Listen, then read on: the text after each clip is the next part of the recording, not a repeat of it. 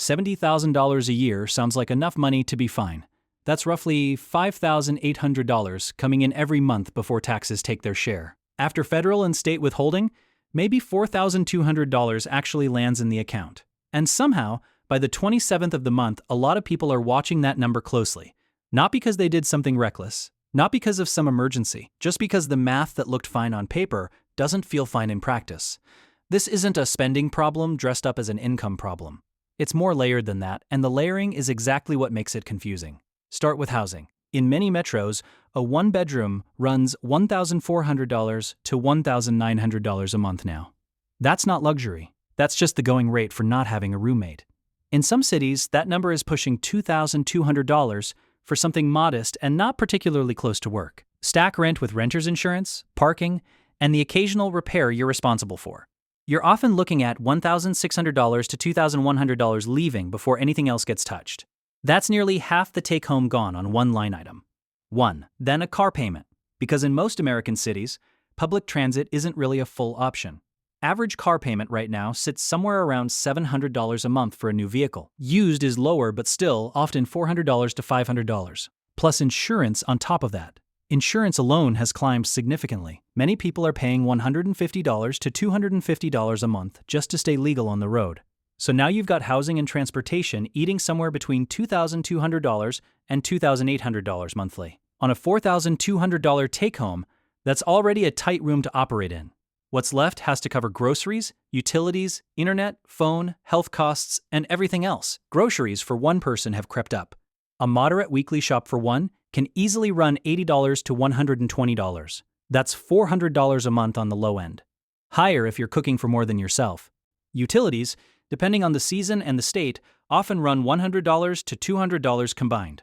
Phone bill, internet, maybe a streaming service or two that never got canceled. These feel small individually.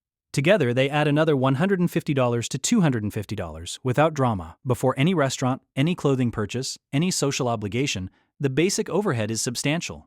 And this is the part that gets missed in most conversations about income and spending. People hear $70,000 and assume they're slack.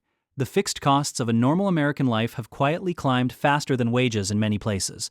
That gap between what things cost and what raises have done is real, and it accumulates. Someone earning $70,000 today has roughly the same purchasing power as someone earning $52,000 in 2005.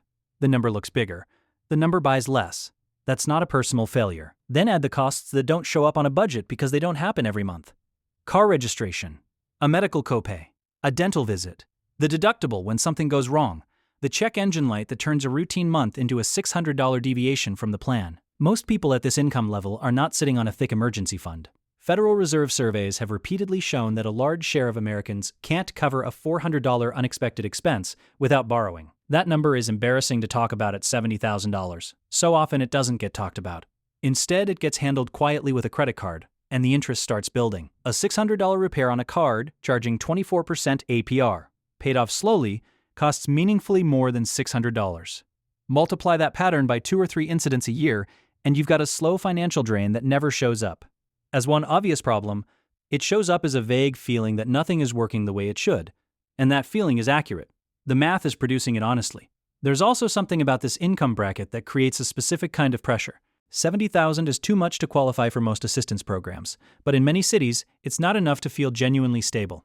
You're above the line on paper. You're below the line in lived experience. That space between those two things is where a lot of financial stress quietly lives.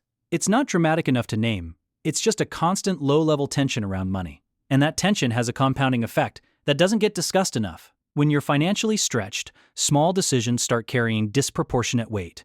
Do you go to the dentist now? Or wait another 3 months and hope nothing gets worse? Do you put the car maintenance off because rent is due in 6 days? These aren't irresponsible choices. They're the logical output of a system with no buffer. The problem is that deferred costs almost always come back larger than they left.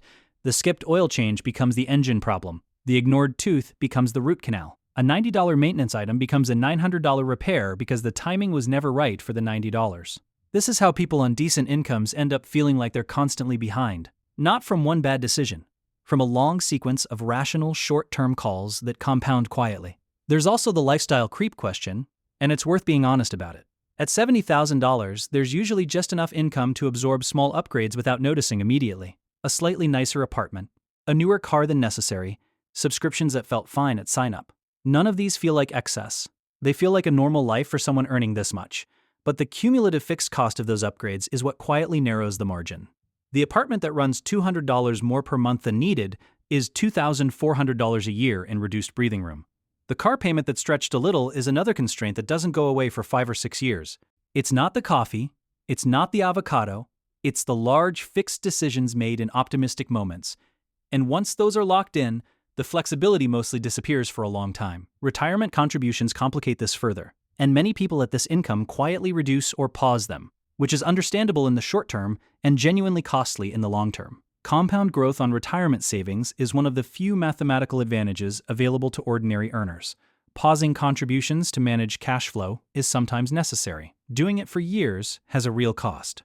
Someone who pauses $300 a month in contributions for 5 years doesn't just lose $18,000. They lose whatever that $18,000 would have grown into over the following 25 or 30 years. That's not a lecture. That's just what the math does, and it's worth knowing clearly. Student loan payments add another layer for a large portion of people in this income range. Income-based repayment, deferment, and refinancing decisions all carry long-term trade-offs that aren't always obvious up front. The monthly payment feels manageable. The total interest paid over the life of the loan often doesn't. So what actually changes any of this? Not motivation, not a different mindset about money. What changes, it is a clear-eyed look at the fixed cost structure, not the variable spending. Most budgeting advice focuses on the $6 coffee and the $14 lunch. That's largely misdirection. The decisions that determine financial range are the big recurring ones: housing, transportation, debt structure.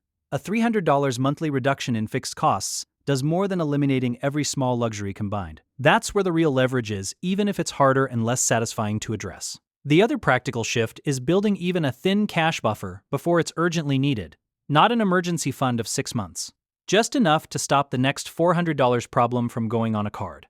Even $1,000 sitting untouched changes the psychological and financial math of a bad month. It doesn't fix the larger structure, but it interrupts the cycle of deferred costs and compounding interest.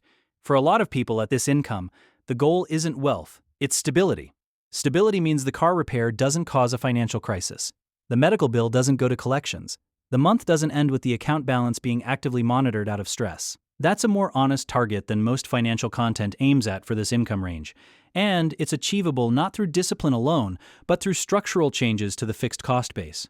The feeling of being broke on $70,000 isn't a character flaw, it's a math problem. And math problems have answers even when the answers are slow and require real trade-offs. The question worth sitting with is this: which of your fixed monthly costs is doing the most damage, and is there one you could actually change in the next 6 months?